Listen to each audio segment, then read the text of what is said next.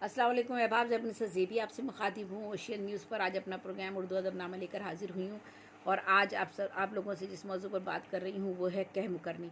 तो कह मुकरनी जो है इस सिन्फ में दो या दो से ज़्यादा चार मिसरों में किसी भी शय के बारे में ना कुछ इशारे दिए जाते हैं, या दो मिसरों में दे रहे हैं, या हम चार मिसरों में इशारा दे रहे हैं, या तीन मिसरों में दे रहे हैं, और लेकिन चौथे मिसरे में कुछ ऐसे अल्फाज का एहतमाम हम करते हैं जिनके ज़रिए किसी भी मिसरे में वो जवाब पेश कर दिया जाता है। नॉर्मली चौथे मिसरे में ही पेश किया जाता है, और वो जो पेश करने का अंदाज़ होता है वो भी ज़रा सा मुख्तलिफ सा होता है। सवालिया भी हो मतलब मकालमाती भी हो सकता है, और जो है वो पहली का अंदाज़ पूरे चार मिसरों में होता है, और हमारा ध्यान किसी और तरफ जाता है कि शायद ये वो चीज़ कोई और है, लेकिन वो कोई चीज़ और ही निकलती है, लेकिन उसका जवाब हमें उन्हीं चार मिसरों के दरमियान मिल जाता है। और ये चार मिसरे जो है तमाम बहूर में और अज़ान में कहे जाते हैं। अमीर खुसरो साहब इसके मुख्तरा हैं और उन्होंने ही कह मुकरनियाँ कही हैं। और इन कह मुकरनियों में से मैं उनके दो मिसरे आपको यहाँ पर सुना रही हूँ।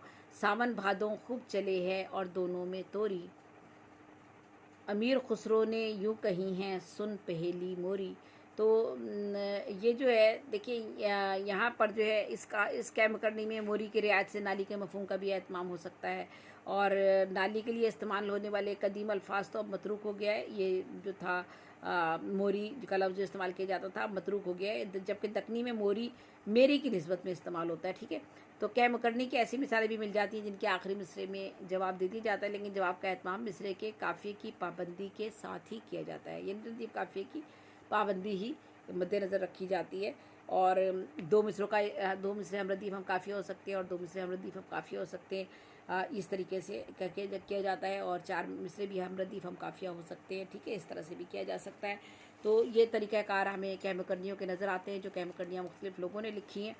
तो कह मुकरनी के बारे में जैसे मैंने बता ही दिया आपको कि चार मिसरों में लिखी जा रही है, और इसमें ऐसे अल्फाज का एहतमाम किया जाता है कि आपको जिन चीज़ों के इशारे दिए जा रहे हैं इन मिसरों में, वो उसकी वजाहत आपको कहीं ना कहीं किसी मिसरे में आपको हो जाती है। ख़ास तौर पे अमूमन जो है वो चौथे मिसरे में जाकर होती है। तो बंठन के सिंगार करे, धर्मू हरमू प्यार करे, प्यार से मोह पे दियत है जान, ऐसा की साजन ना सकी पान। तो आपने देखा कि बंठन के सिंगार करे, धर्मू हरमू प्यार करे, प्यार से मुँह पे दियत है जान, ऐसा की साजन ना सकी पान। तो ये पान है जिसका रंग रूप जो है वो आपके मुंह पर आता है, और आपके मुंह को जो सुर्ख कर देता है, होठों को सुर्ख कर देता है, और हम समझते हैं कि ये सिंगार है।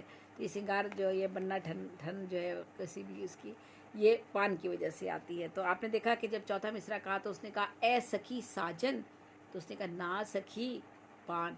तो आपने देखा कि मकालमाती सा अंदाज़ है और पहेली का सा अंदाज़ है, और स्लूब जो है इसका बिल्कुल अलग तरीके से सामने आता है। चार मिसरे जो दूसरी तरह लिखे जाते हैं, चाहे वो हम किसी भी सिर्फ में लिख रहे हो, तो चाहे वो हम किता की शक्ल में लिख रहे हों, या हम रुबाई की शक्ल में चार मिसरे लिख रहे हो, या चार मिसरे किसी और सिर्फ में हम लिख रहे हों, तो उसमें और इनके चार मिसरों के लिखने में फ़र्क ये है कि इसका उसलूब जुदा गाना है, और चौथा मिसर जो है बिल्कुल इसका अलग तरीके से लिखा जा रहा है, और उसमें मकालमाती अंदाज़ भी हो सकता है, और पहली के अंदाज़ तो हमें पूरी उसमें चार मिसरों में नज़र आता है। और पहले हमें जो इशारे दिए जा रहे हैं उनका जवाब हमें उन्हीं चार मिसरों के दरमियान मिलता है। अब साहिर शेवी साहब जो है उनकी मैं कुछ कह मुकरनियाँ आपको सुनाती हूँ। शब की गोद में पलता है, भुजता है कभी जलता है, चलता फिरता है हर सू, ना का सकी साजन ना सकी जुगनू। ठीक है, शब की गोद में पलता है, भुजता है कभी जलता है, चलता फिरता है हरसू, ना का सखी साजन ना सखी जुगनू। शब की गोद में क्या पलता है? जुगनू। भुजता है कभी जलता है, क्या? जुगनू। चलता फिरता है हरसू, इधर से उधर उड़ रहा है। ठीक है, और अब उसने पूछा कि क्या, अभी तक समझ में नहीं आ रहा था कि क्या चीज़ हो सकती है, लेकिन का सखी, एक कहता है का सखी साजन, नहीं कहा नहीं साजन नहीं, का सखी साजन ना सखी जुगनू। देखा आपने उसलूब क्या है इसका, चौथे मिसरे में जाके उसलूब का अंदाज किस तरह से बदल जाता है। और फिर आप देखिएगा, काली हो या गोरी हो, गांव की कोई छोरी हो, इस पर होता है कुर्बान, का सखी साजन ना सखी फूल। तो आपने देखा कि ये जो है इसमें लिखने का जो अंदाज़ था उसमें रदीफ़ काफ़िए की भी जो पाबंदियाँ की गई हैं वो अलग अलग तरीके से रदीफ़ काफ़ी की पाबंदी की गई है, इस तरह से आप लिख सकते हैं। लेकिन असलूब में जो तरीक़ाकार है वो यही है कि आप इसमें इशारे दे रहे हैं, पहली का सा कुछ अंदाज़ है और आखिरी मिसरे में आप मकालमाती अंदाज़ भी हो जाता है आपका, और उसमें आप एक पूछता है कि ये, दूसरा कहता है नहीं ये नहीं बल्कि ये, ठीक है। ये एक तरीक़ाकार, ये एक अंदाज़ होता है। तो मैं आपको कुछ अपनी भी कैमकरनियाँ सुनाती हूँ। जैसे मैंने आपको बता ही दिया कि किसी भी शय के बारे में 2 या 4 मिसरों में आप पहले इशारे देते हैं और फिर 2 मिसरों में या 4 मिसरों में या 3 मिसरों में इशारे देते हैं और फिर ऐसे अल्फाज का एहतमाम करते हैं कि किसी भी मिसरे में उसका जवाब सामने आ जाए और उसका असलूब जो है वो तरीक़ाकार भी बिल्कुल जुदागाना अंदाज़ होता है, ठीक है। मैं आपको सुनाती हूँ कि अपनी कहम करनियाँ। कैसा बरगो बार शजर है, साया भी इसका घर घर है, इसके बिना जीवन वीरां, ऐ सकी रब ना सकी माँ। तो आपने देखा कि पहले जो मिसरे कहे गए, कैसा बरगो बार शजर है, साया भी इसका घर घर है, इसके बिना जीवन वीरां, ऐ सकी रब ना सकी माँ। पहले आपका ध्यान गया शायद अल्लाह की बात की जा रही है, रब की बात की जा रही है, लेकिन आपने देखा कि वो रब की बात नहीं थी। इसलिए कि रब, अगर हम अल्लाह की बात करेंगे तो अल्लाह की ज़ात तो बहुत बुलंद व बाला है, बहुत अरफा है, और उसका ज़िक्र हम शजर के ऐसे अंदाज में नहीं कर सकते। ये ज़िक्र था एक इंसान का, और वो इंसान ऐसी हस्ती दुनिया में जो सबसे अहम है और जिसका मर्तबा सबसे बुलंद है इंसानों में। तो वो क्या है, वो कैसा बरगो बार शजर है, यानी माँ एक ऐसा शजर है, बरगो बार शजर है, साया भी उसका घर घर है। हर घर में वो माँ होती है किसी न किसी शक्ल में, ठीक है। माँ एक मौजूद होती है हर घर की, हर घर, हर इंसान की एक माँ है। इसके बिना जीवन वीरान, और वाकई माँ ना हो तो आपका जीवन वीरान हो जाता है। जब माँ बच्चे को ना पाल सके, माँ चली जाए, तो बच्चों का जीवन कैसा होता है। फिर माँ बड़े आप हो जाएं तब भी आपको माँ की ज़रूरत होती है, दुआओं की। माँ आपके बूढ़े भी आप हो जाएं तब भी आपकी बूढ़ी माँ जो है वो आपके लिए माँ ही होती है और आप उसके लिए बच्चे ही होते हैं। तो फिर वो वीरान हो जाता है जीवन जब आपकी माँ आपकी दुनिया में नहीं रहती। तो उसने कहा कि ऐसा कि रब ना सखी माँ।